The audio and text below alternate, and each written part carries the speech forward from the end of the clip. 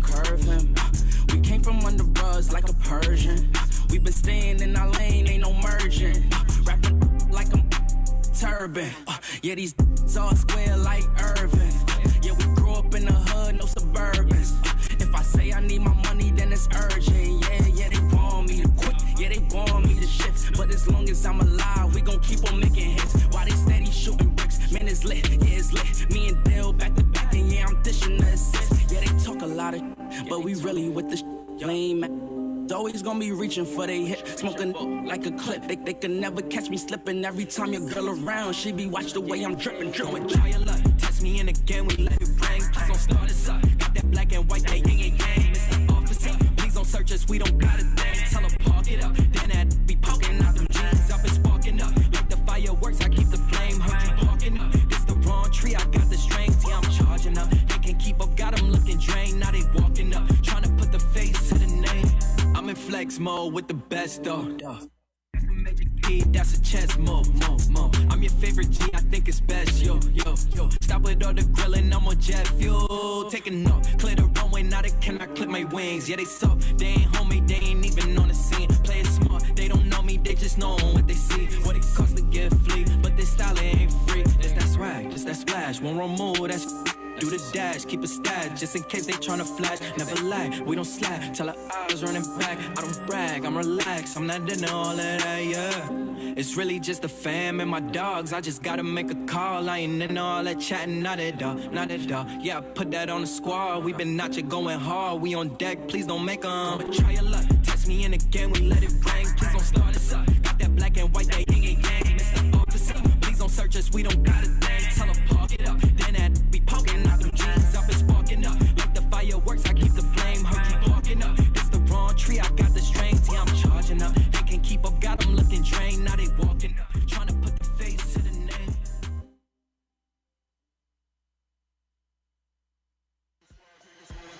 Like It or Not with Benjamin Dixon starts now.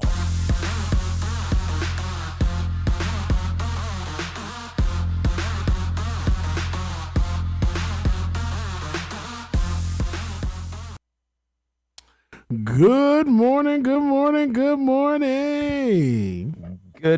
everybody, and welcome to Like It or Not, where we're free to tell the truth and not care who doesn't like it. It is Thursday, May 6, 2021. Good morning to everyone across all the platforms tuning in. Facebook, Twitter, Twitch, YouTube, all the above. Shout out to everyone in the chat rooms, everyone who's supporting us. Good morning. James Bubba Williams and Rebecca Azor is in the house. Good morning, everybody. Rebecca Azor is definitely in the house. And I know that you guys have missed me in the mornings, but here I am. It feels so good to be with you guys and say, y'all missed it. Who missed her? Right. Child, we ain't missed you, child. I know the audience is right in the chat room. Everybody's cheering. Ben wanted to make sure I came on time because he wanted to make sure. He's like, yo, Rebecca, what time you coming in today? I said I was coming on time. I'm coming on time. That's not what I said. I said what time you pull it up. So that's what he difference. said. Same difference. Yeah, same difference, sir. See, it's the choice of words. I know if I say pulling up, it's not as aggressive as say, hey, what time you gonna be on time today? No, see. Yeah. All right. So, but I did say that I took these mornings off so that I could be here. I am happy to be here. So what's up? It's Thursday. It's Friday, Junior. Okay. So how's the energy? How's the energy? The energy is great. Actually, I didn't realize it, but the producers just put in our notes this morning that yesterday was our 50th episode of Like It or Not. Woo, it's our anniversary. We out here grinding. Anniversary. Days. Yep. Yes, 50 already, 50 episodes. Oh my God. That's and I only been to about 3 of them. Right. And look, we already you've been to way more than 3 of them, but you've been on time to about 3 of them. Yeah, probably maybe about 2.5. Hey, and we already got a super chat. OG says, I miss Becca. Oh, I missed you too. Let's go ahead and restart this stream. Let me restart the stream without Rebecca. Thank you guys. Look, see, you guys are my joy this morning. The audience is definitely my joy, and I'm happy to have my two fellas near me, Ben and Bubba, wearing their gray on today. Ben had originally, because all the businesses out. Ben originally had on his salmon suit or a suit top, and so you fine with saying salmon because I that's salmon. one word I cannot get the L in salmon. I cannot get the L in salmon. I cannot. I think it's silent. How you say it? Salmon. I'm saying Sam like as in salmon. But when you say Sam, you almost hear the L in it like that. When you have a country accent, you say salmon. Yeah, but it was clashing with your red. It was clashing with your red. I was like, nah, I gotta change it. Put on something that blends in a little bit more. Yeah. Also, so there's a 50th. It was Pepto-Bismol is what they call it. Also, so in addition to our 50th episode yesterday, tomorrow night we will be having a patron party, and we expect all the new patrons, all of you, and all the current patrons. Obviously, we have quite a few who show up every single time we do a patron party. It's a Zoom party where DJ exclusive spins through the night, and you know, I do my best. DJ exclusive is DJ Bubba Williams. Just in case anybody's it's Bubba. It's James. It's Bubba. He'll be there spinning. I do my honest best to stay as long as I possibly can, but somewhere right about midnight, late in the midnight hour, I probably will be. I'll probably be dozing off a little bit, but the party honestly goes on sometimes to 1, 2 o'clock in the morning. Without you, right? 2 o'clock. Yeah, I literally get off of work last time. And I be trying, y'all. I'm gonna try to make it on Friday for about an hour with y'all. Right, but the Rebecca, I'll be playing kills music me for you after I log off the job.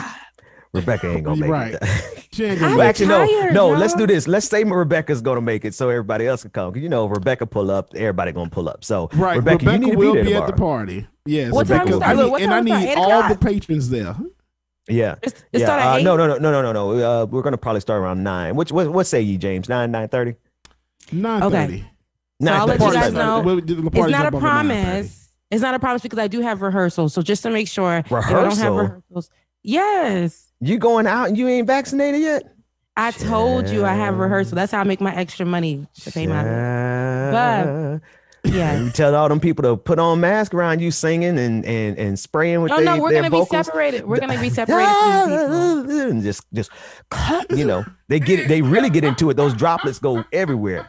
They hit a good run. Bro, I hate being I hate being with a passion.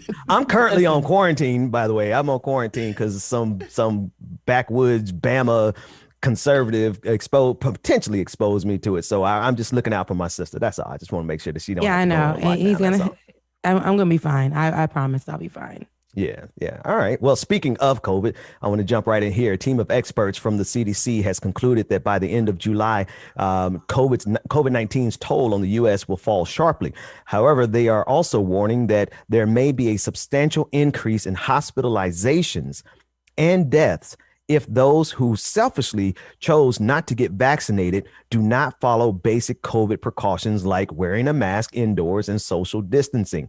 That being said, under the most optimistic scenarios, by this recent CDC report, by the end of July, new weekly totals could drop below 50,000 hospitalizations to fewer than 1,000, and then deaths between 200 and 300.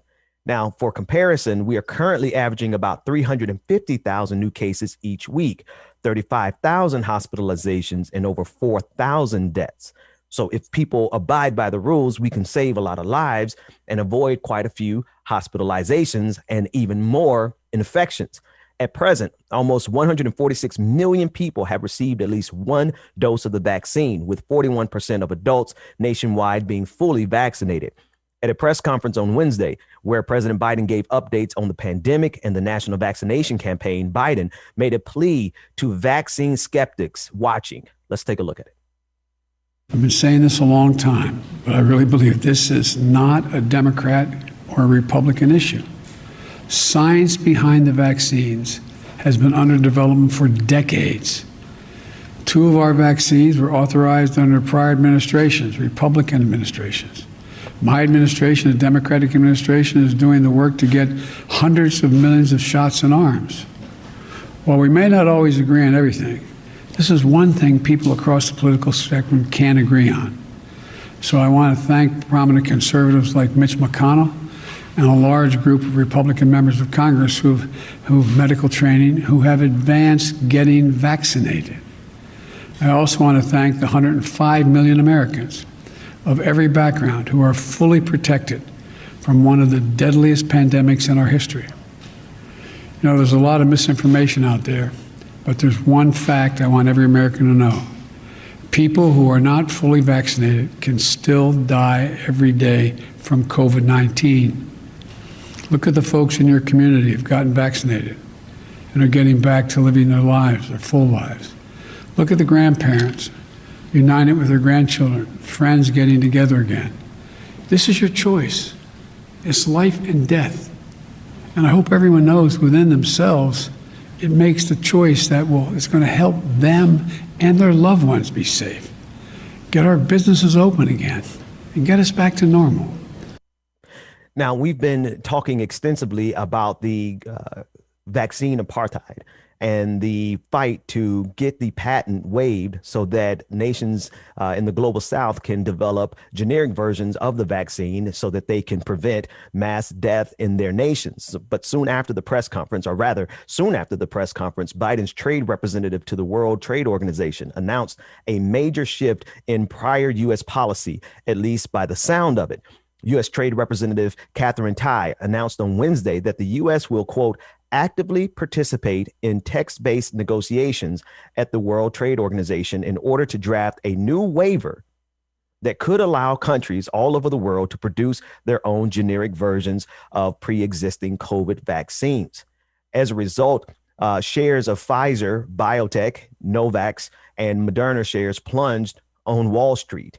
In other words, the news that the United States was going to share or waive the patent control over the vaccines actually was a negative thing for the businesses, while it is an immensely positive thing for the people across the world, which shows you, Rebecca and James, that there is a disconnect between what's in the best interest of these corporations that are developing and now profiting off of the vaccine and what's in the best interest of the people. So by Joe Biden and his administration now coming full circle, which is actually a good turn. We played the clip yesterday of Anthony Fauci discussing why he opposed waiving the patent, because he didn't feel like the world should get tied, the nations of the world rather should get tied up in the legal fights over the patents. And we should just find some other way to make sure those nations get what they need. And it was generally the feeling that the Biden administration was not going to support waiving the patents. Well, now it sounds like they will. And the devil's in the details. We don't know exactly to what extent they're going to waive it. Is it going to be along the lines of what South Africa was asking for, the group of people who gathered, the nations that gathered and originally suggested that they should waive these vaccines? I don't know the details, but the willingness, just the willingness alone for the Biden administration to waive these patents so that India, South Africa, other nations can get access to the vaccine for cheaper, that sent these companies' stocks plunging. And quite frankly, good, because they shouldn't be profiting. They already showed Pfizer has made around $3.5 billion off the vaccine already. Isn't that enough? Apparently not. What you think, Rebecca? It's crazy how they plummeted. But it does show signs of, what can happen when that conversation is started, when they're like, okay, there's money to be made, but the money is so much more important than people, because that was bigger news.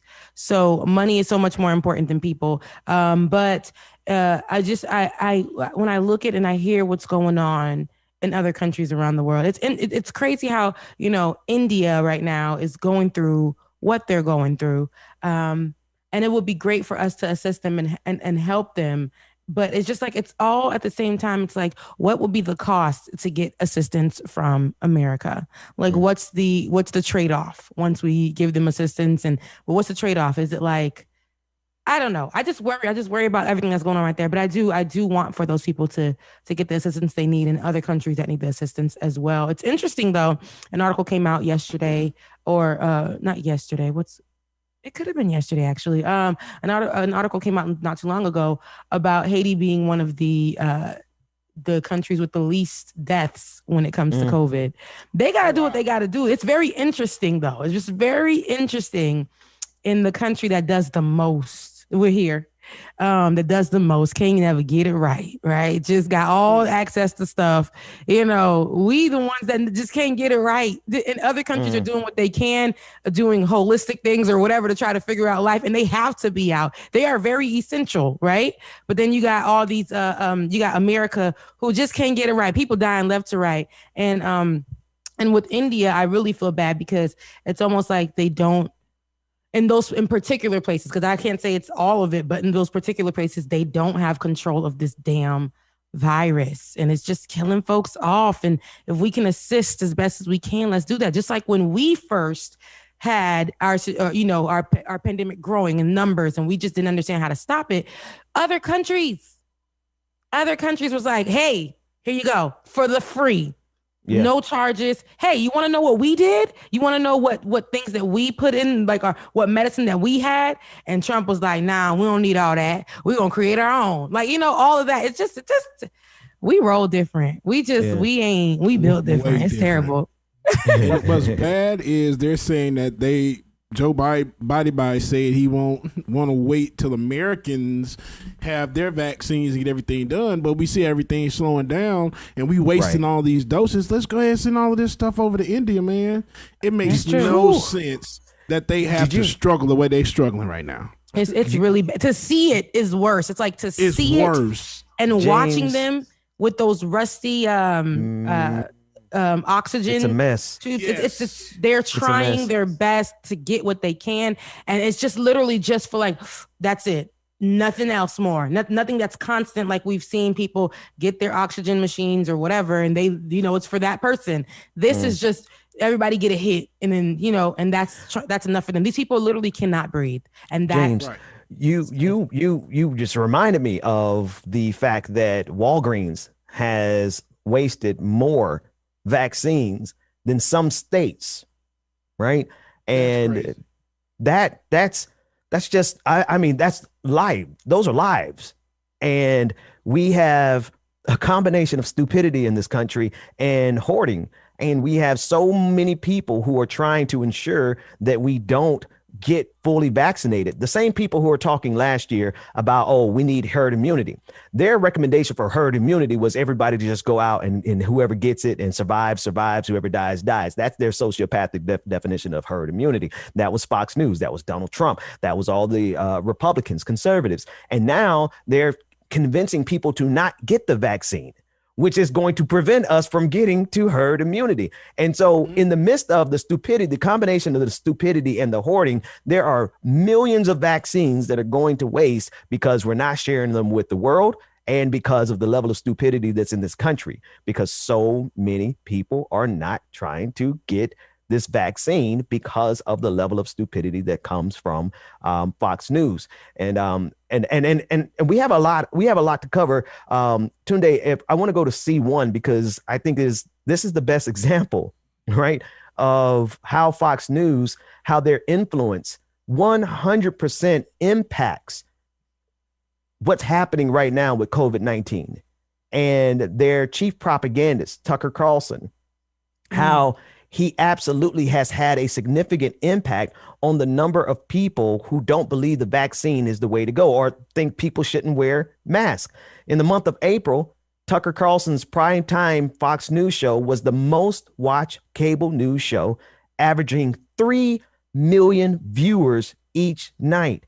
Overall, Fox News attracted a much larger audience of 2.2 million viewers than MSNBC, which only averaged about 1.6 million viewers, and CNN with only 1 million viewers. So in other words, the message that is an anti-vaccination message and an anti-mask wearing message is going out to millions more people through Fox News than even MSNBC or CNN.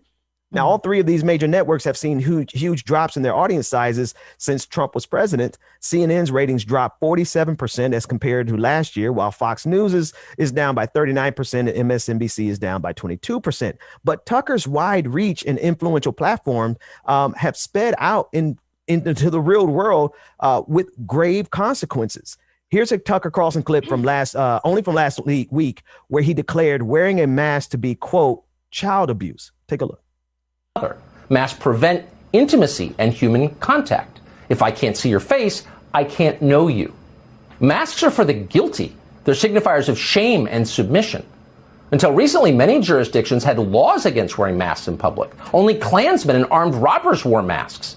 The rest of us showed our face. We were free people.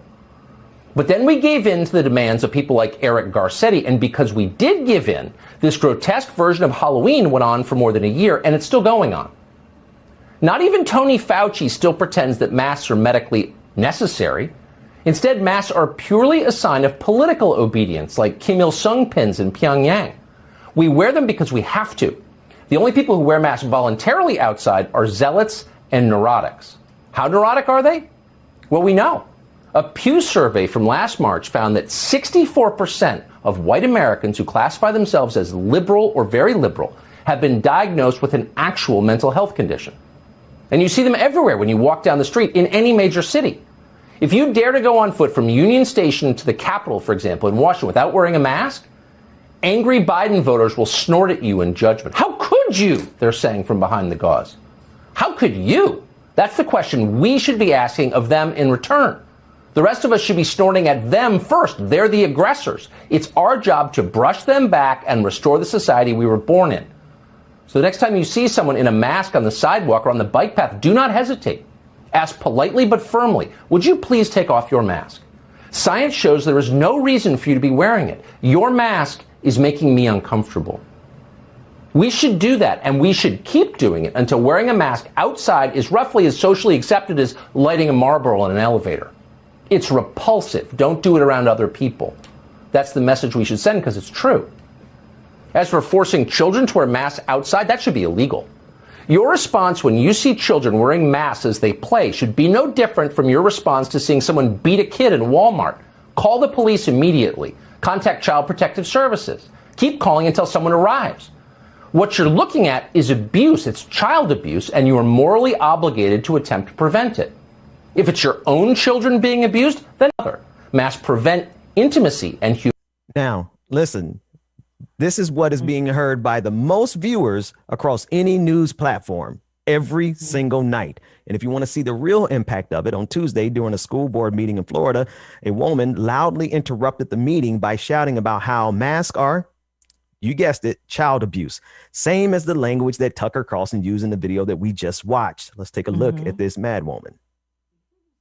We don't need to. The science said we don't need to. We're going to go out the door right here to the right. We do not need masks for our kids. It's child abuse. Do not. You're being escorted. Take the masks off our kids. Thank you for your feedback. I apologize. Okay, that's okay. That's okay. Hey, look, we had some excitement, but we'll keep moving on. And it gets even worse. Elsewhere on Fox News, Brian Kilmeade couldn't quite help but to condescend to a sixth grader who asked a question about school reopenings in the wake of COVID-19. Let's take a look.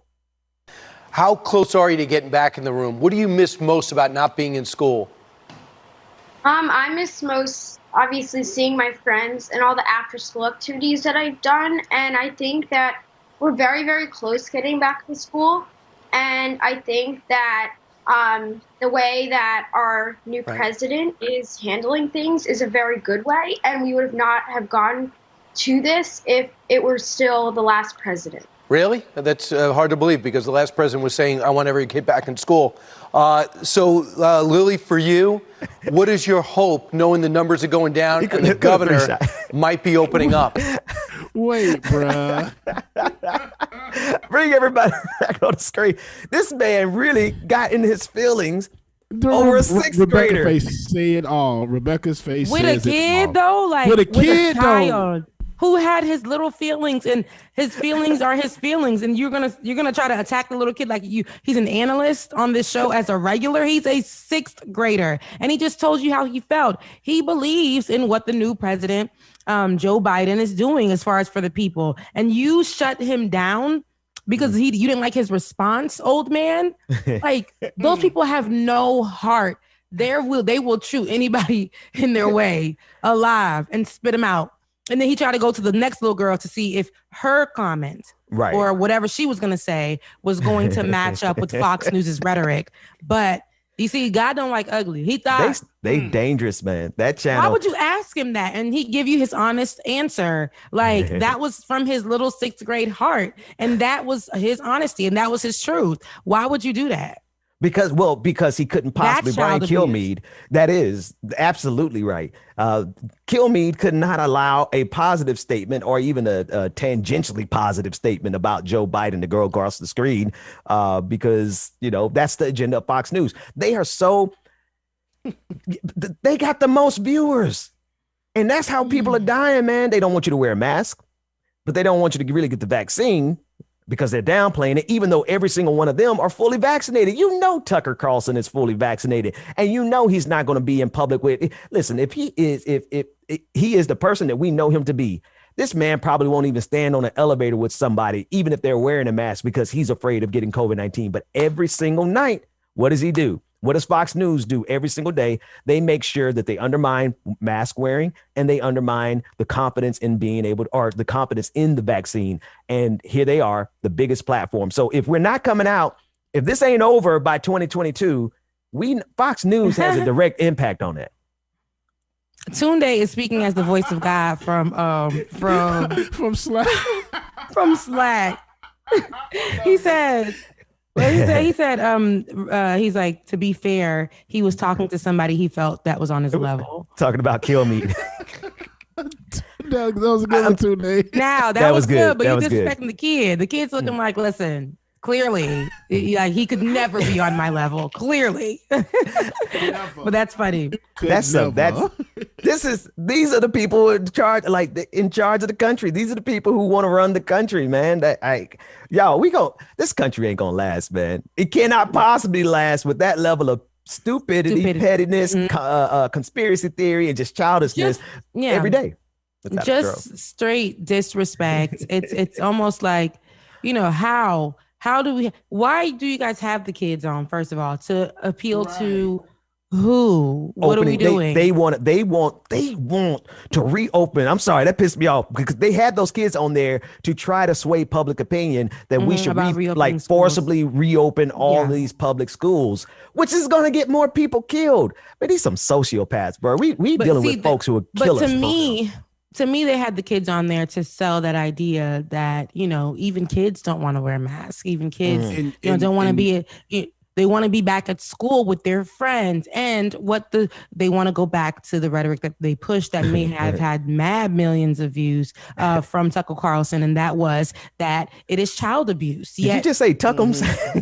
But that could have been because of my braces. But no, that's what Joy-Ann Reid called him and read him for Phil. That's funny. I never got to watch it, but I believe that she did read him for Phil. Yeah. But it's just like Fox News, no matter how much we cry about it, well, not cry, but no matter how much we read in their rights, no matter how much of platforms like with Joy-Ann Reid, and even here on our show, we can continuously talk about them. And I'm glad that we do, because people do hear us and people do hear Joy-Ann Reid.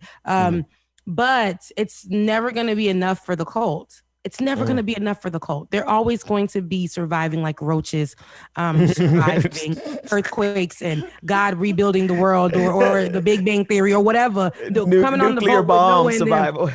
Like, why did Noah pick the roach and the spiders and stuff to come on the damn boat? We didn't want those animals. Like, what the hell? But they're almost That's like Fox that. News. They're inevitable. But when we see them, what we're going to do is what we do always. Kill them, smash them, spray them down. Exactly. We're going to make sure that we can. But the things, they don't go away. Listen, the issue is that they have the most money to be heard by the most people. Comparatively speaking, Ben Shapiro at one time was spending $100,000 a month advertising on Facebook to get his message out there, which is about the same, almost identical to that of Tucker Carlson, right? And so they have the money, they have the resources, and they have the influence to create more cockroaches, like you said, Rebecca. Like it's a never-ending process of having to chase down their lies and chase down their conspiracy theories, and we're doing so with like one hand tied behind the back. And MSNBC, like, you know, okay, but y'all are not fighting. Like the best segment we got was Joy-Ann Reid's rebuttal to Tucker Carlson, and it's like if these platforms and CNN, they MSNBC and CNN do not fight at the level that Fox News fights.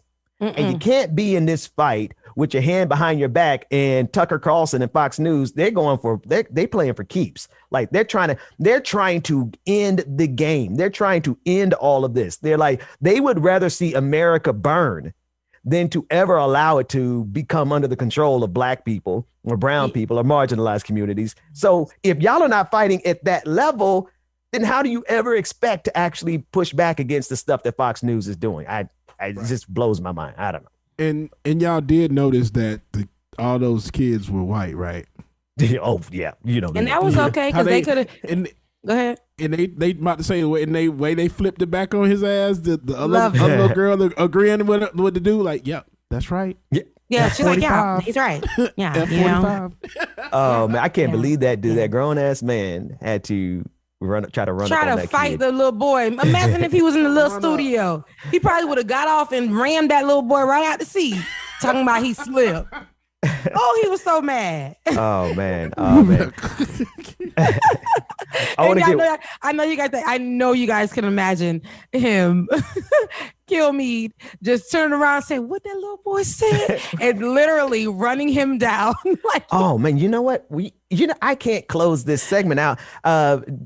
David, do me a favor. Grab the video that's going around of Tucker Carlson getting roasted by Jon Stewart. Because it's at the level. We'll do it after the break, but it's the level.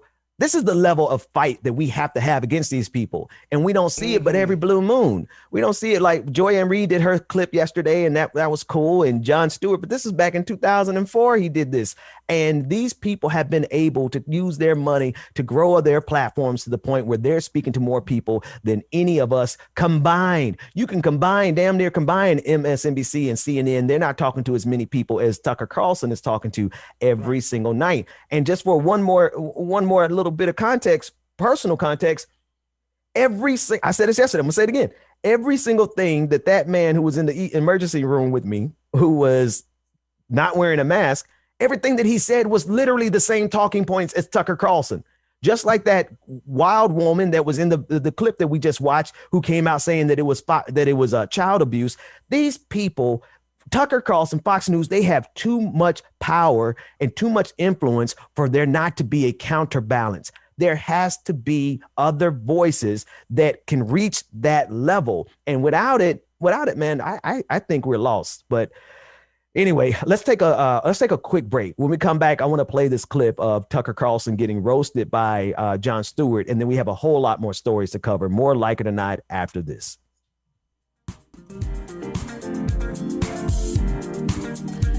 Good morning again, everyone. It is your boy, your DJ James, my boy. It's better known as DJ Exclusive, y'all. Hope y'all are enjoying the show thus far. Make sure that you stay tuned. Can't let the start of the show go by without saying good morning, Mom and Daddy, and good morning, Sensation. And before we get into some of this good music, we're going to read off our new patrons, y'all. It's a lot of them. So stay tuned and stay with me here, okay? Make sure that you hit that like button, hit the like button, and also make sure that you share with at least 10 of your closest friends. All right, y'all, here we go. New patrons for today. We have High Anxiety Dragon Girl, Colina H, Jessica G, William M, who increased their pledge. We have S. Gaynor, LOEG, Simone S, Kayla J, Michael H, MJA. All right, party with me. Hey, come party with me. Claudia M, Lisa B, Mark S, shout out to y'all. Lizette C, Kathleen C, Jerry G, Rebecca F. I think this is the second or third Rebecca that we've had in the past few days. Carolina, Jennifer G, Leon S, Mia T, Annie G, Clarence H. Man, this music, I like this. Oya A, Jeanette B, Chris U, CBM, and Cameron M increased their pledge. Cameron M, thank you so much. And our new Twitch subscribers, we have Try22 who subscribed with Prime. Thank you so much for all our new patrons, y'all. We appreciate your support. And you too can become a patron as well too. Go to patreon.com/likeItOrNot, patreon.com/likeItOrNot, and also make sure that you join, y'all. Also follow us on social media, Like It or Not. What is it? Like It or Not Show on Instagram and Facebook. Like It or Not Show on Instagram and Facebook, y'all. Let's see if we can get a song in real quick before we come back. Here we go. Hey.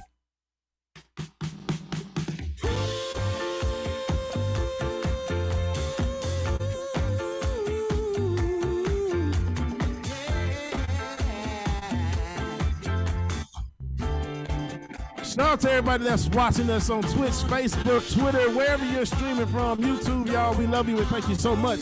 Make sure that you stay tuned, y'all. We got more Like It or Not coming up.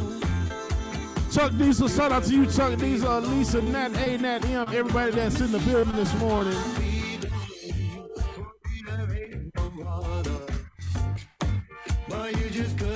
Purple Rain Hearts, yes I do, it's one of my favorite ones. Josie 100, good morning, good morning. Tiger, good morning, son.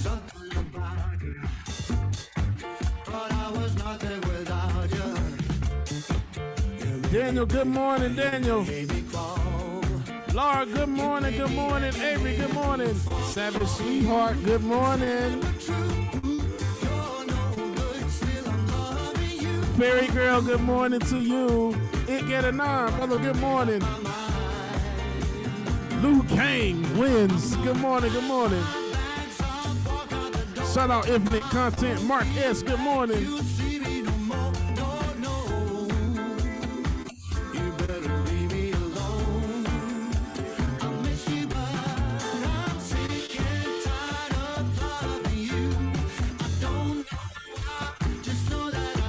Nick, good morning. Paige, good morning. Yes, Truth the Dragon, good morning. Gwen, where you going?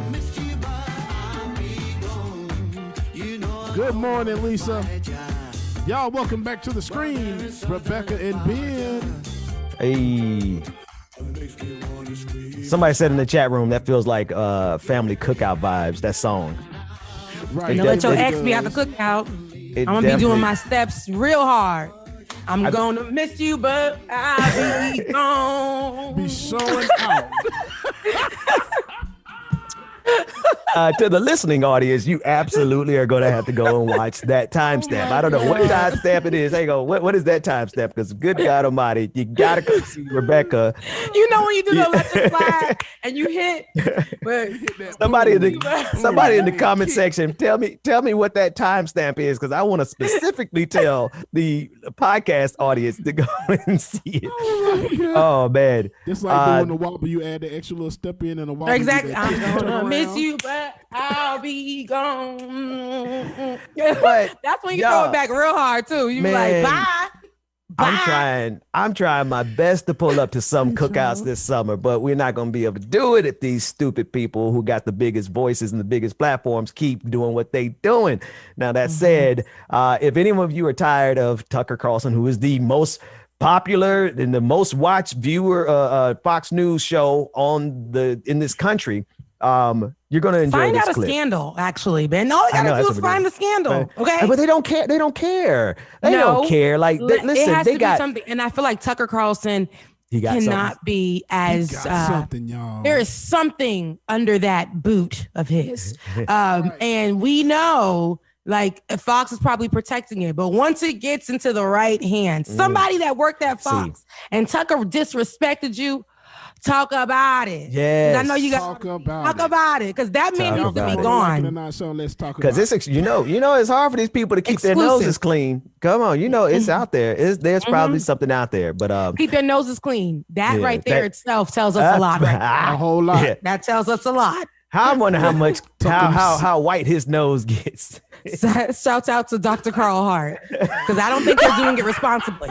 I don't think they're using responsibly. Rebecca, go home. Wait, you're already home. Never mind. It's too early. I'm on time. I'm on time today. Oh man, yeah. To infinite content in the chat room, we said we need Ken Klippenstein to look into it. I think I might text my dude and be like, hey. Do a freedom, dude. Get somebody to leak to you about Fox News and Tucker Carlson. That said, if you need some catharsis, buckle up because Jon Stewart is all of us with regard to Tucker Carlson. Let's take a look at it. I think you're a good comedian. I think your lectures are boring. Let me ask you a question on the news. Now, this is theater. I mean, it's obvious. How old are you? 35. And you wear a bow tie. Yeah, I do. I do. So this is. No, I know. So You're right. No, let me just go. No, come on. And listen, I'm not suggesting that you're not a smart guy because those are not easy to tie. But the thing is that you're doing theater when you should be doing debate, which would be great.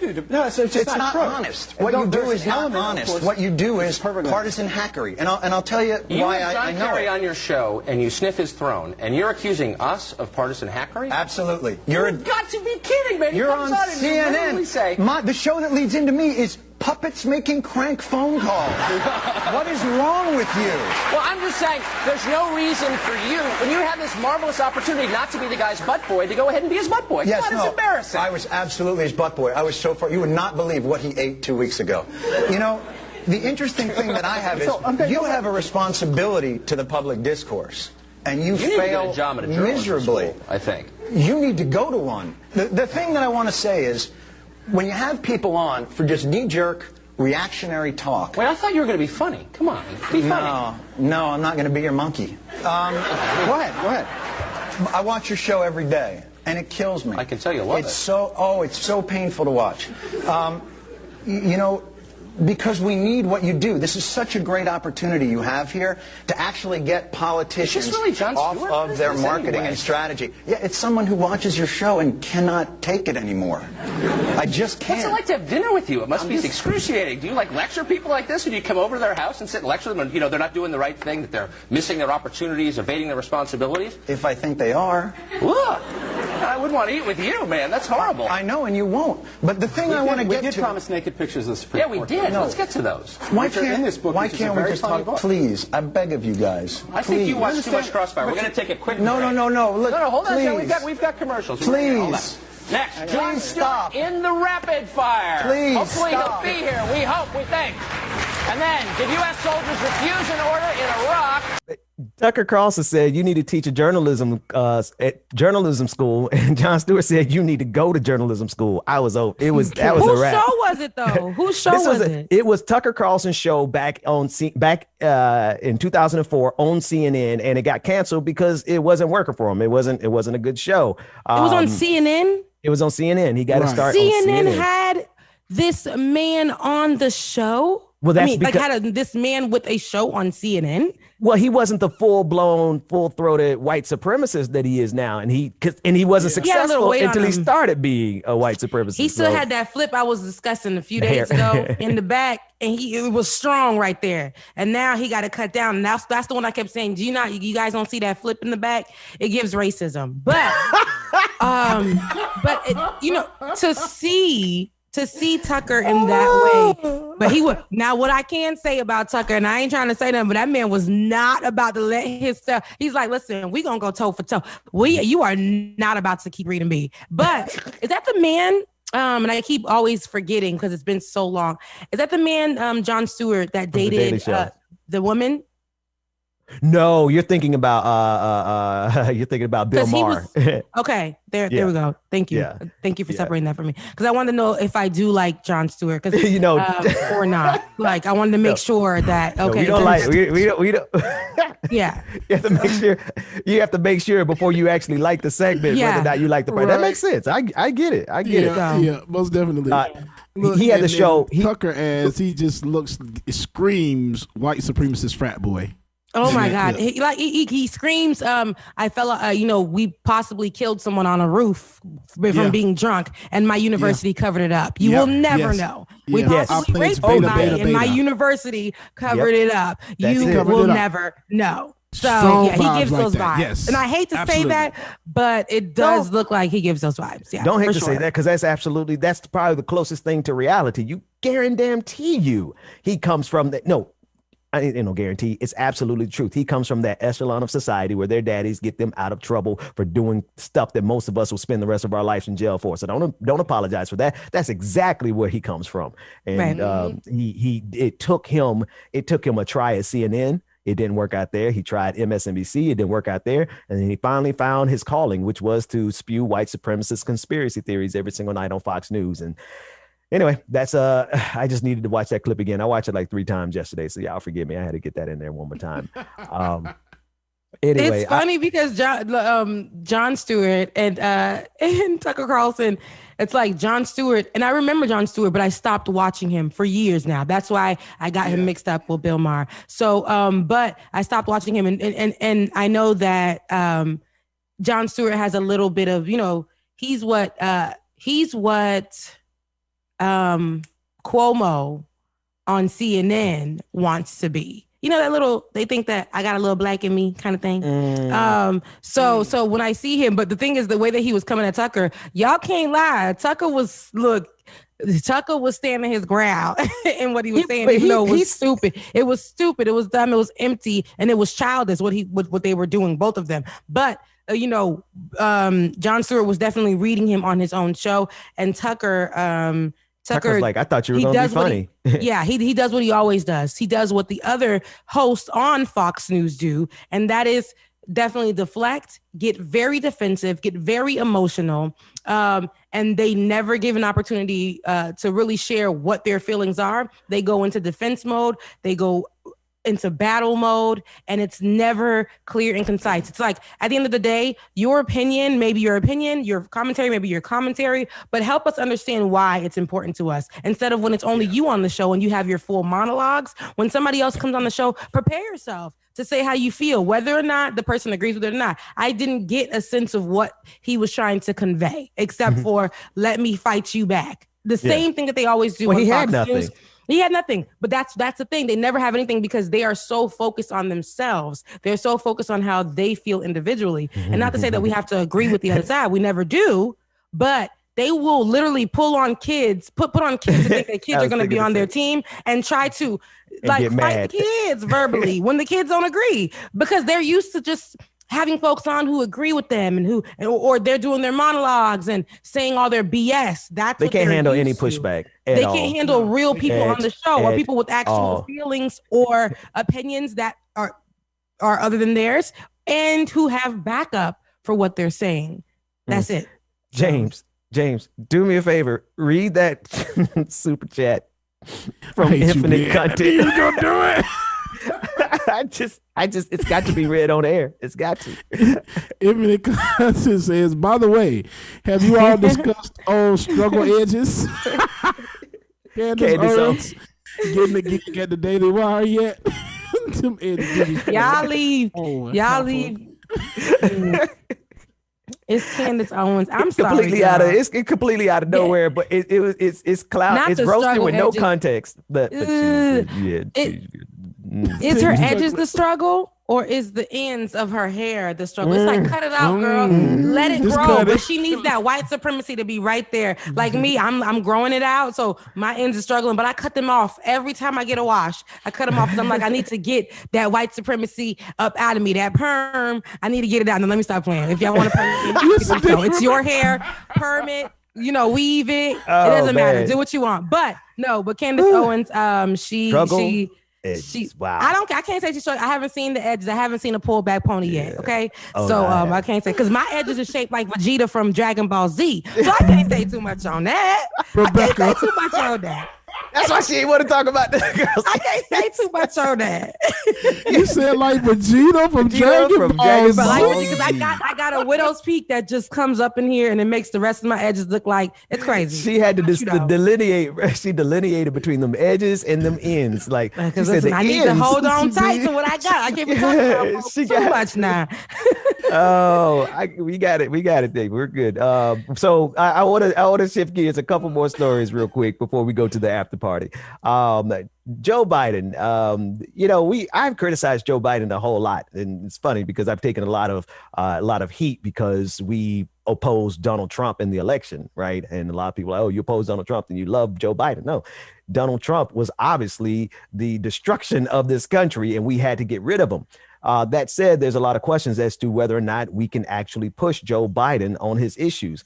At Biden's press conference on Wednesday, he also pushed for his $1.8 trillion American Families Plan.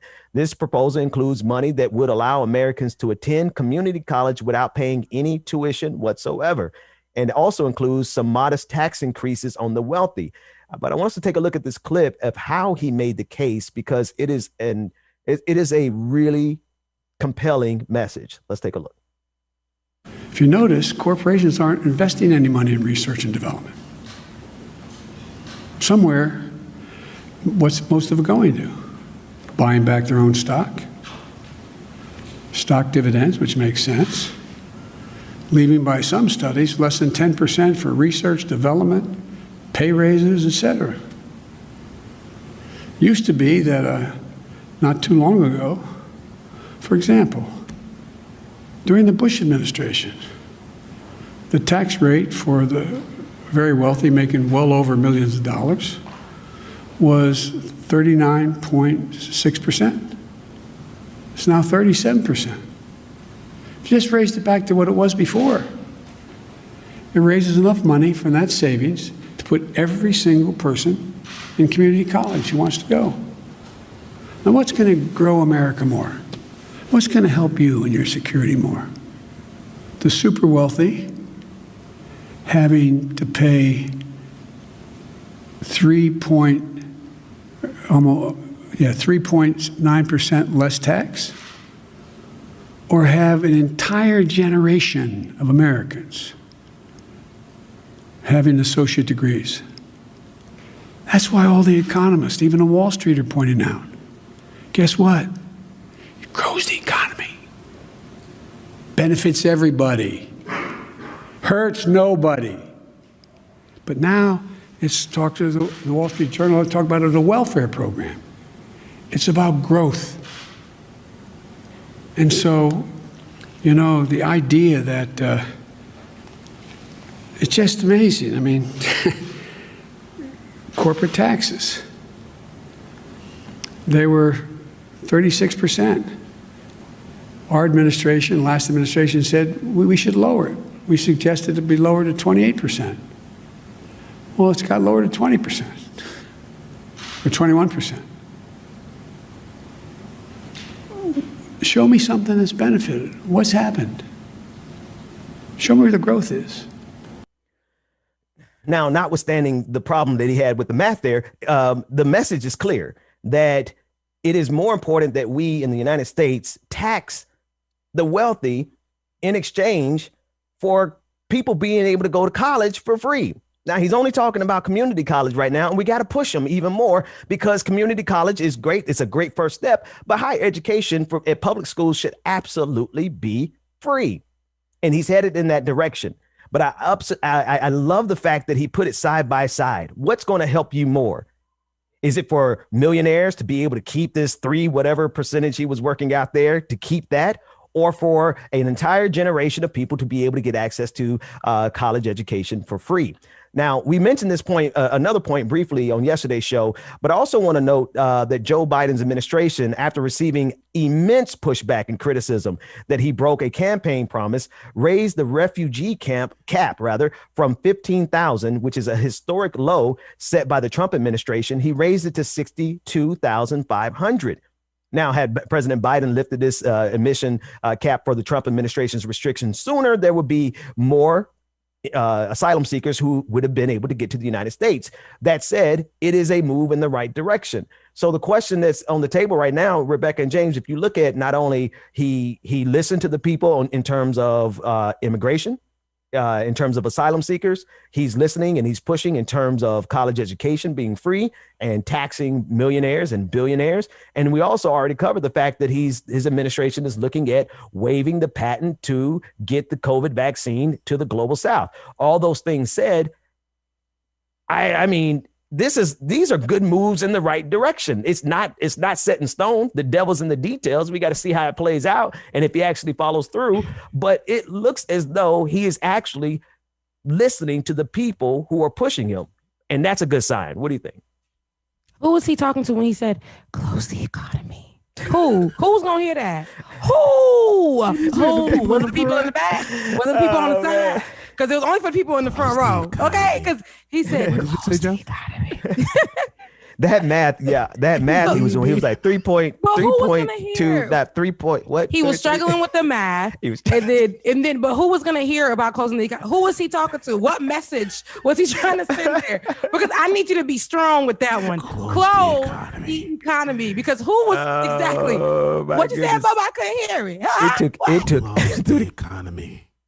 I couldn't hear. What that mean?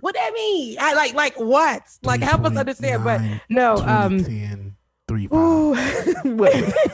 It took everything. It took every bit of everything. I'm gonna need him to be a little louder and strong and a little bit more secure when he says close the economy. With some you know who you're benefiting when you say that because. Man. Because I need you to stand strongly. I need you to put a little preacher's voice in that. Close the economy. You know, I need it to be like that. Who was that? Wait. What clip was that last week? Oh, the cop. The cop who was in his car. The cop who was in his car with all that dramatic. I'm so tired.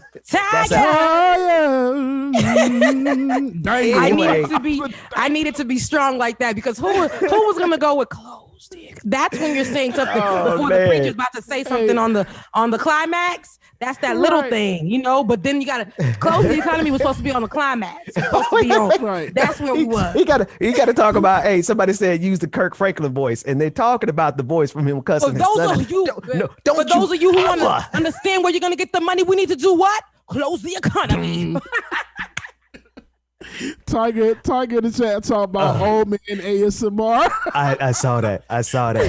Oh man. Who heard that? I need you to be a little stronger, President Joe Biden. But thank you. Thank you. Man, it is a move in the right direction. I love the fact that we could give somebody props and have no respect for them whatsoever. Anyway, one more story. Y'all making it difficult to do these stories. Let me read this story. Yes, do that because I can't. I'm beside myself here. Go ahead, Rebecca. Okay. On Wednesday, in a decision that could have major consequences for families nationwide, U.S. federal judge Dabney L. Frederick, a Trump appointee, overturned a nationwide CDC moratorium on evictions. Although local evictions moratoriums exist, these are largely a patchwork while the CDC's covers the entire country.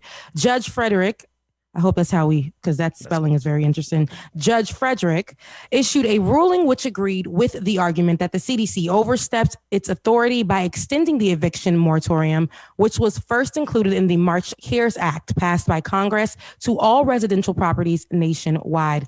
Biden's Department of Justice will appeal this decision. Trump's federal judge appointments may be the longest lasting and most malign part of his legacy as 45th president. These judges hold immense power with little chance of removing them. They will likely be in positions of authority until we're all very old and very gray. It's a long time. Meanwhile, Mitch McConnell has promised 100% obstruction on any and all of Joe Biden's legislative initiatives. Let's take a look. Earlier today, there's been reports that Liz Cheney is kind of on the outs in the House. Are you going to do anything to help her keep her leadership position? And are you concerned at the overall kind of trend in the Republican Party that acknowledging that the election is valid can threaten, I guess, your position of power?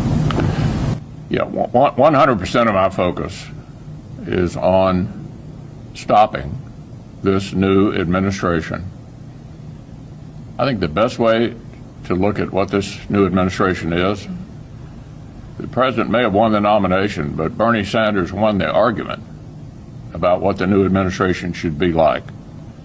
We're confronted with severe challenges from a new administration and a narrow majority of Democrats in the House and a 50-50 Senate to turn America into a socialist country, and that's 100% of my focus. But isn't it a concern that a sizable chunk of the Republican base doesn't believe that this election was valid? 100% of my focus is on standing up to this administration. What we have in the United States Senate is total unity from Susan Collins to Ted Cruz in opposition to what the new Biden administration is trying to do to this country. Does this remind you of anything? Here's Mitch McConnell back in 2009 promising to do everything in his power to stop the newly minted Obama administration. Over the past week, some have said it was indelicate of me to suggest that our top political priority over the next 2 years should be to deny President Obama a second term. But the fact is, if our primary legislative goals are to repeal and replace the health spending bill, to end the bailouts, cut spending, and shrink the size and scope of government, the only way to do all of those things is to put someone in the White House who won't veto any of these things. They never like nobody. Responding to his comments, White House press secretary had this to say. Senate Minority Leader Mitch McConnell said this morning, when asked about kind of the issues within his own party, that, quote, 100% of my focus is on stopping this new administration. And he touted kind of the unity within his caucus from Susan Collins to Ted Cruz. Are you concerned that it will be difficult to work with Republicans when you have these kind of statements coming from their leader?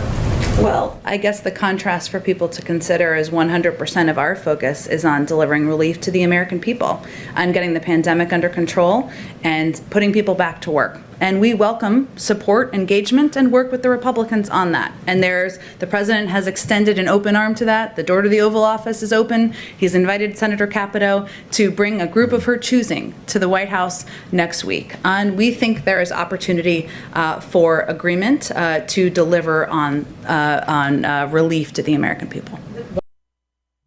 So what are Republicans' guiding principles? Even Joe Biden, who often touted his friendships and strong relations with Republicans over the years, has no idea. Here's what he had to say about what he thinks guides the Republican Party at yesterday's press conference. President Biden, you said earlier you don't understand Republicans. What does it say about them if they oust Liz Cheney from leadership for telling the truth about the election? Look,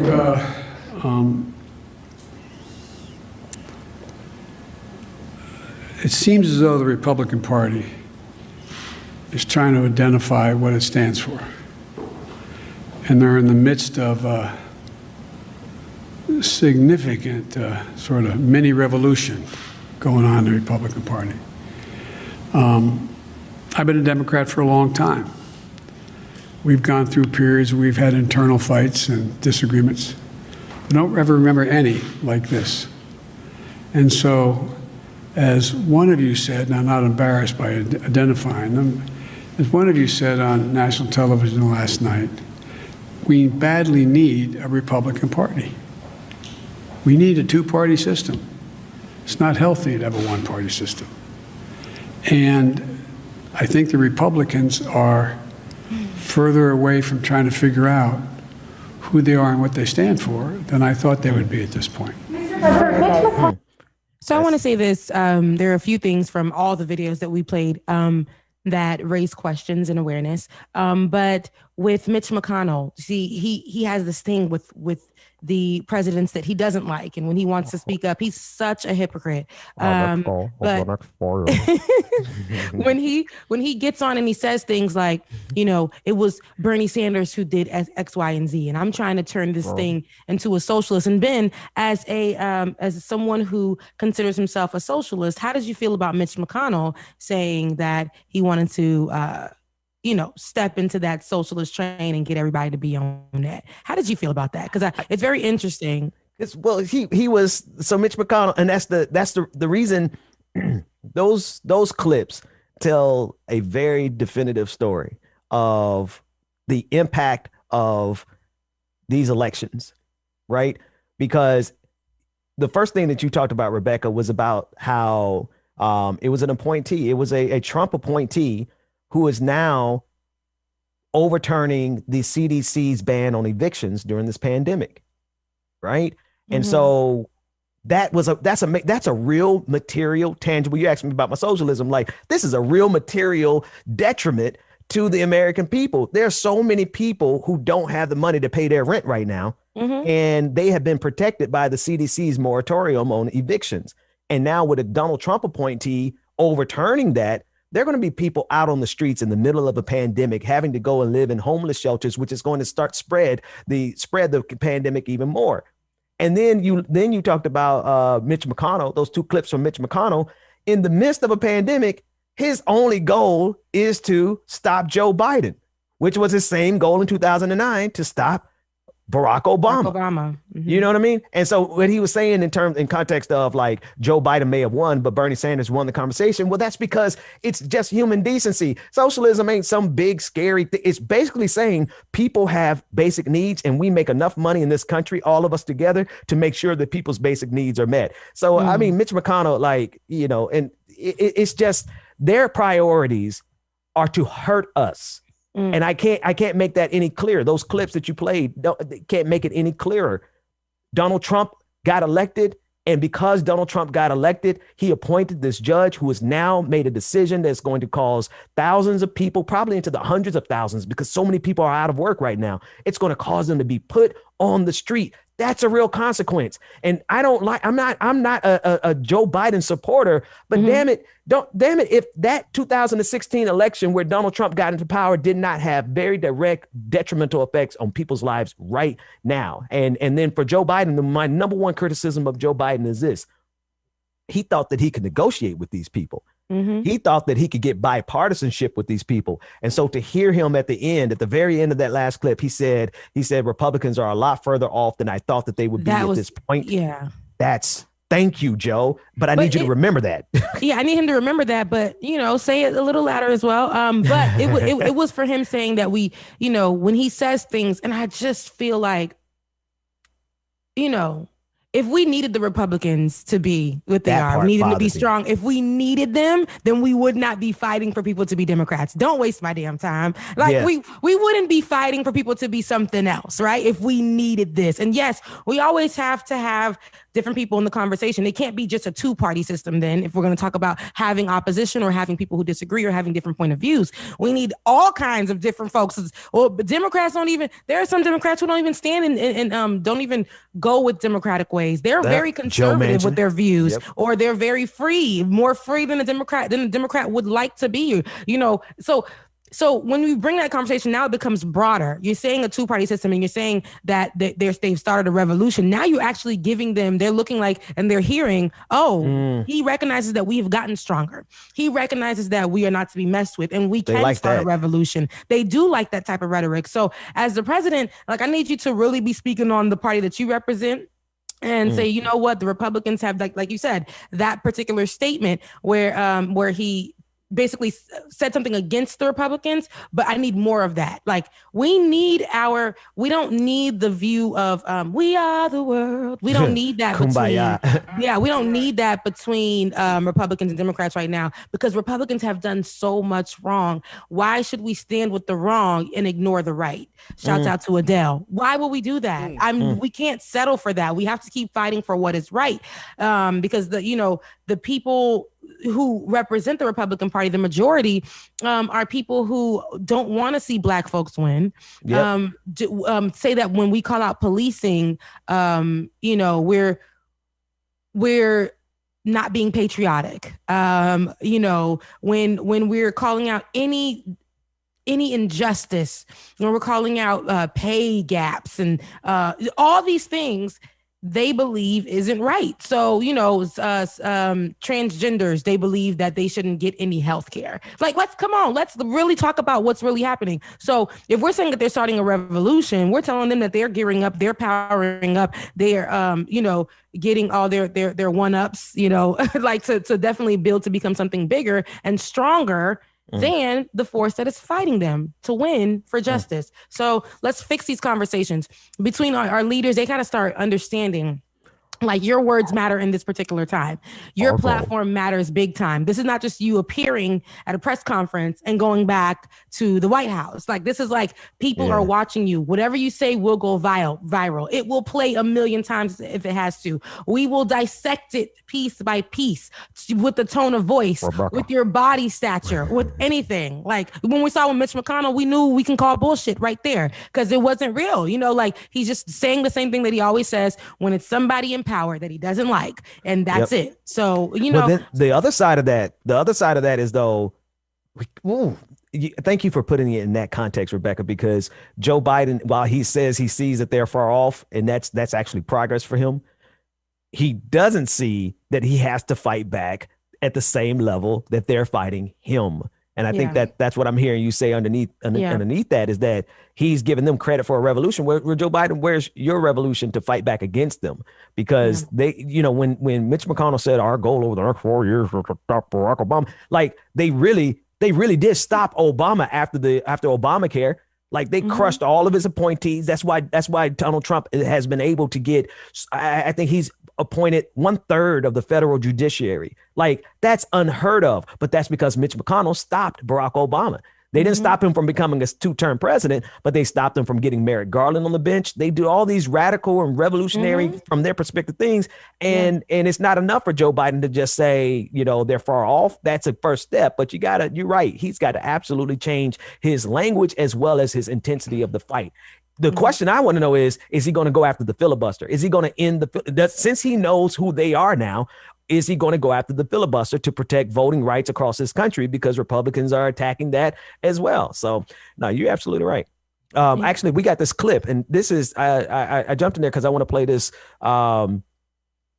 This is from Florida, all of our stomping ground. This just happened on Fox and Friends. Governor DeSantis just signed into law a voter suppression bill. And you got to remember, Florida went to Donald Trump. Elections have consequences. Andrew Gillum was the Democratic nominee. He lost that race to Ron DeSantis. And now they are making sure that Black folks can't get out and vote at the level that we have been voting in the last few elections. But he did it. It all comes together. He did it on Fox News just a few minutes ago. We got the clip. Let's take a look at it. You're doing the same thing. What's going to be different about Florida's election in 2022? What are you about to sign? So right now I have what we think is the strongest election integrity measures in the country. I'm actually going to sign it right here. It's going to take effect. So there you go. Bill is signed. And here's what it does. It's over there in Palm Beach. I'm from Palm Beach County. Right. It always has to be somewhere where I'm from, where the BS is happening. It was a Cuban back there. I will vote for Donald Trump. It's ridiculous. They are all, it's just like that. And that Cuban person was their diversity in the room. So, I really, when I see stuff like that and the fact that, you see what I'm saying? That's what they play. That's how they play. Exactly. Let me tell you something. DeSantis said, you know what? I be going viral a lot. I don't need to just do a press conference like that. I'm pulling up on Fox. Let's make it big. Let's do a party around this signature, around this legislature. Let's make sure we let these people know that we coming with fire. So he gets on there. He makes it such a big thing. Got his clan behind him. And then while that's happening, what's happening in the background, Ben? Because while that's happening, while Ron DeSantis is being real loud, you can't hear what Joe Biden's saying. The economy. When then Ron DeSantis is like, I am about to make all y'all Black folks not vote. Your vote can't count. Right. Thank you. When they're screaming right there, woo! Yeah. Oh my God! And suppressing. Damn. You see what I'm saying? But that's what I'm saying. They will make sure, they see how strong we can get.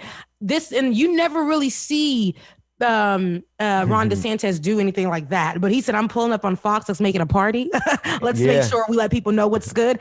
That's what I'm saying. Come with that same fervor, Joe Biden. I know you can see he's old right now. You can see that he just pull up to the White House, have a press conference right there, have Jill on the side, drinking her little tea, you know what I'm saying? Like, make it something. Let the people hear what you really have to say. When it has to be about the black issues, don't pull Kamala into the mix. We haven't seen her in a minute. And then when you pull her into the mix, she's talking about America ain't racist. We don't need that. We don't need that. Like, facts come with the same fervor. Facts. Hustling backwards. Hustling. God, dog, that's a good one, Jay. That's the hustling backwards ass. Hustling anyway, backwards. So we're going to give you a little piece of this story, this next story, because we were going to do it in the post game, but it really ties right into Governor DeSantis, and then we'll jump over to the after party. You can get access to the after party by becoming a Patreon, patreon.com/like it or not. Arizona is holding tight to their election fraud claims. There's a video of Dennis Welch, who's an official who is helping oversee the audit. And I want you to listen to how far these people are willing to go in order to find some way to overturn the election that we just got out of, that elected Joe Biden as president of the United States. They are not done with this yet. Let's take a look at this clip. The other day at the press conference, you were talking about bamboo. What was that about? Well, is that there's accusations that 40,000 ballots were flown in. To Arizona? Into Arizona, and it was stuffed into the box, okay? And it came from the southeast part of the world, Asia, okay? And what they're doing is to find out if there's bamboo in the paper. That camera right there, that they take a picture of the ballot, they can really look at depth and find out, is it a hand-marked paper ballot? Because it's a 5K camera. You can see the folds in the ballot because 92% of all the ballots here should have been folded because they came in through an envelope. Okay, and so they're doing all sorts of testing to prove if it was or wasn't, and that's very important because the only way you can persuade people on changing is having facts, and we're on a mission for facts. And I'm Audit Elections USA, and what we do is not about the right or left. Audit is an acronym. It stands for Americans United for Democracy, Integrity, and Transparency in Elections. We've been around 17 years. We work all over the country for the last 5 years. I'm in litigation in Florida. I've sued in Alabama, I negotiated in Virginia, I sued in Ohio, and I've been in 18 states just working elections. And I all started because of the Bernie Sanders election in 2016 with Hillary Clinton. I'm the guy who sued the whole state. Now, he said a whole lot there, right? But he slid in there something so ridiculous that the reporter had to circle back. He slid in there about asking, like, what does bamboo have to do with this allegation that there were ballots that were flown over from Southeast Asia? If you don't see it yet, you'll see it here. Let's play this clip. So what does the bamboo, why do you check for bamboo? Because they use bamboo in their paper processing. Who's they? People in Southeast Asia. So that you feel like that's what they say. 40,000 ballots have been. Yeah, I don't believe any of that. Okay. I'm just saying that is part of the mystery that we want to ungaslight people about, and this is a way to do it. This is part of what you're looking at. I'm not. They are. Wow. I'm here as an observer and a professional in elections for the last 17 years.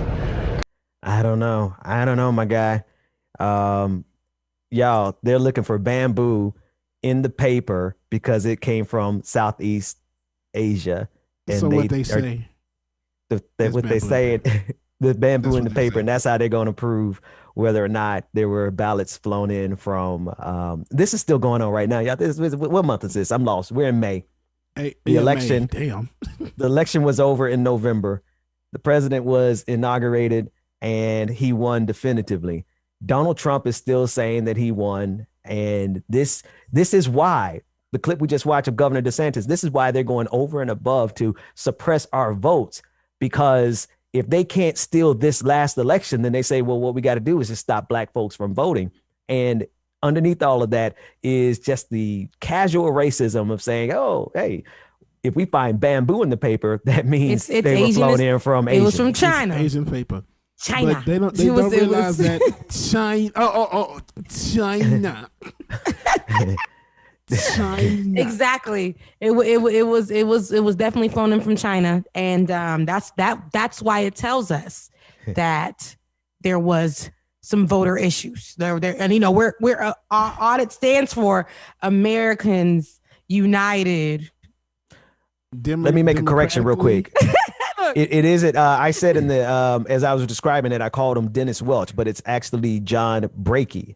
Sorry about that. The video came from Dennis Welch, but the guy who was talking, and I don't care how nice your acronym is, Americans United. Is that really integrity. what audit stands for, or he just was doing that? No, he's clever.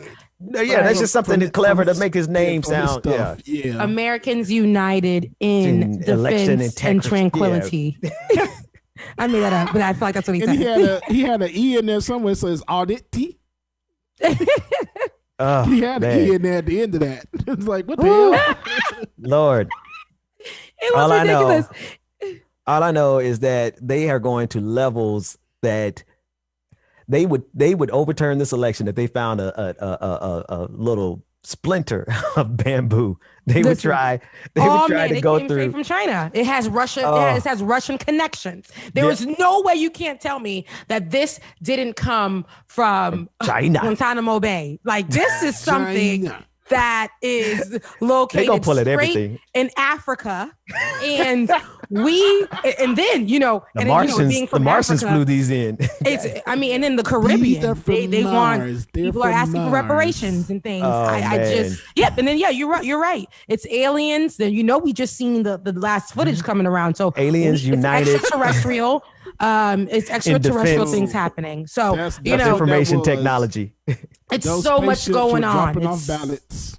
Ooh, and then those black people. Oh man! Back to the black folks and the Black Lives Matter movement. Y'all, we're laughing because you got to laugh for not crying, and because it's so stupid. It's a level of stupidity we can't help but laugh. But Governor, based on that type of thinking, in Arizona, Governor DeSantis just signed into law a voter suppression bill that he put a nice spin on it, just like the guy, John Brakey did. Like, it's for integrity. And then Governor DeSantis said, oh, it's for integrity. Meanwhile, it's suppressing black people and brown people's votes all across the country. And and then he did it on Fox News to boot. Oh, it's a party. It's a party. Okay. That's what he wanted it to be. He wanted it to come in and make sure he made a statement. He wanted to, and he is taking advantage of the platform. Fox News is ratings is shooting up, whether it's people who like the network or don't like or hate it. They're going to watch, whether it's through Twitter, whether it's people reposting. He's going to make sure he knows that he will go viral for this moment, and then it's going to reach those Republicans who don't even watch TV. It's going to reach the masses. They know that this is the effect of But here's the other thing. Here's the other side of it. The news media was barred from going into the signing of that law. So while Governor DeSantis was signing that law, he wouldn't let any other news media in there because he wanted to give Fox News an exclusive. The exclusive. We're outgunned, and we're not outgunned in terms of ideas and being correct and having the backbone to fight. We're outgunned because we don't have the money and the resources, and we don't have the platforms. And I'm sorry, MSNBC is just not doing it. They're not getting it done. CNN sure as hell isn't getting it done. Fox News is running up the damn scoreboard on us, and it has real implications. People it used to dying. Be a joke, and now it really used to be a joke. Like at one point, it was just very Republican, very conservative, very whatever.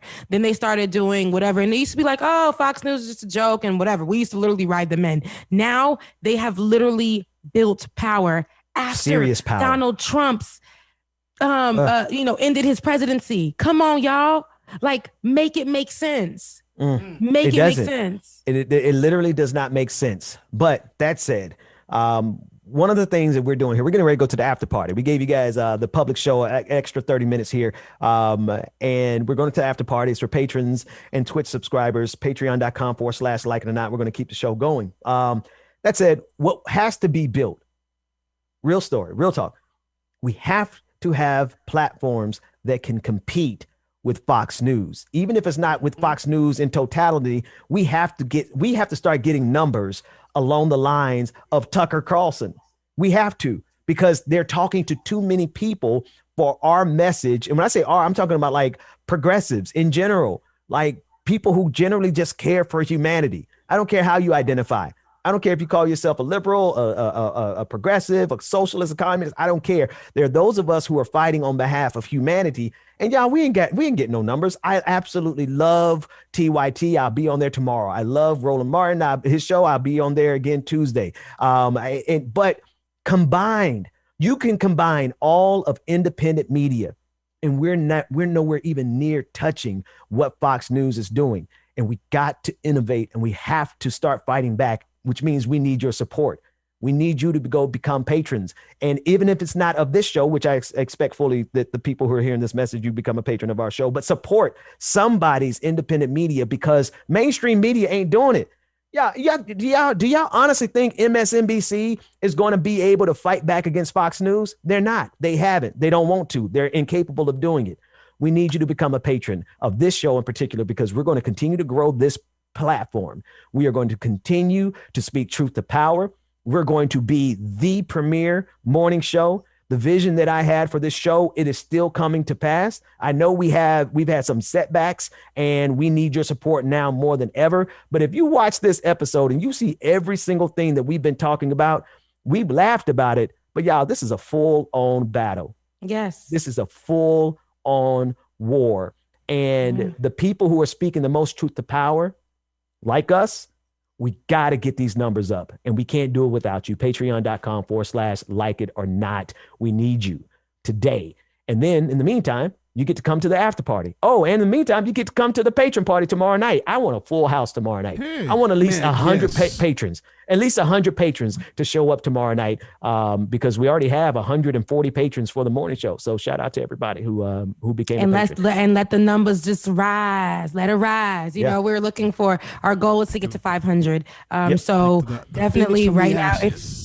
Yes, if you guys are right, like a phoenix from the ashes, baby. If you're watching right now, please, right now, go to patreon.com/like it or not and become a patron. Get your friend, your best friend, I told you, your food bae, your side bae, whoever, to just have a $5 a month, whatever you want to do, it's fine. But just become a patron, because you love, not only because you love our content, because you support it. And you want us to definitely be at the forefront of the conversations instead of the rhetoric that you're getting from Fox News, which is divisive, which is misinformation, and very destructive. So definitely just help us continue the conversation and the movement, and to speak truth to power. That's right here. I'm like it or not. And one last thing, James, before you take us to the after party, thanks for the reminder in the chat room. They said, don't forget about Amazon Prime. If you have Amazon Prime, which, okay, listen, we know Jeff Bezos is the devil, right? But a lot of y'all still have Amazon Prime. Totally get it. Use that over on twitch.tv. Go to twitch.tv/Benjamin P. Dixon, and you can get access to all of the stuff that we're talking about, the patron parties, the after party, all of that. And it doesn't cost you a dime. It doesn't cost you a dime. It takes $5 away from Jeff Bezos, and it sends it to us. So even if you don't want to spend money out of your pocket and you have Amazon Prime, it costs you nothing to go over there and support this show. That said, DJ Bubba Williams, DJ Exclusive, take us to the after party. Hi guys, love you, mean it. We will see y'all tomorrow, y'all. We thank y'all so much for tuning in today. We thank y'all so much, y'all. Make sure that you go join us, patreon.com/like it or not, patreon.com/like it or not, y'all. Make sure that you follow us on social media, Like It or Not Show on Instagram and Facebook, Like It or Not Show on Instagram and Facebook. We'll see y'all in the morning. After party, here we come. Let's go. When I get you back, oh yeah, I promise you'll never leave.